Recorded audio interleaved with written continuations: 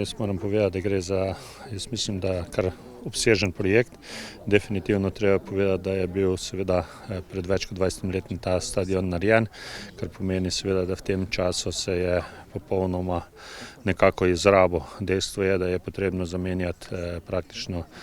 od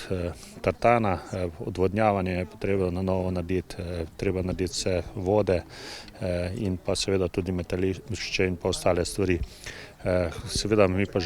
imamo še narediti več, v prihodnosti imamo željo seveda, da se še naredijo tudi garderobe, tribune in podobno. Vrednost celega projekta je razdeljen na več faz, na 6 faz in nekje se ocenjuje, da vse faze bojo bile okoli 1,6 milijonov. Zdaj smo pristopili tej prvi najbolj obsežni fazi, ki bo predračunska vrednost oziroma pogodbena vrednost okoli 880 tisoč evrov, z nadzorom 900 tisoč evrov. Gre pa praktično za to, da se praktično ta stadion v celoti obnovi in seveda predvideno je, da bi nekje začeli v letošnjem letu in pa končali naslednje leto nekje v marcu oziroma aprilu, tako da tudi ne bo okrnjeno sama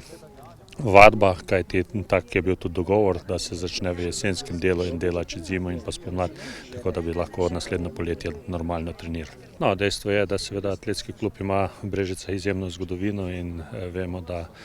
smo tu vzgojili praktično evropskega, svetovnega in pa tudi olimpijskega prvaka Primoža Kozmusa in definitivno ta projekt atletskega stadiona in pa atletike je, lahko rečem, več kot samo občina Brežice, saj tu praktično je nekako atletski center Posavja in definitivno obnova tega pomeni, da upam, da bomo v naslednjih 10-20 letih imeli ponovno kakšne take vrhunske rezultate, kot smo jih imeli v preteklosti.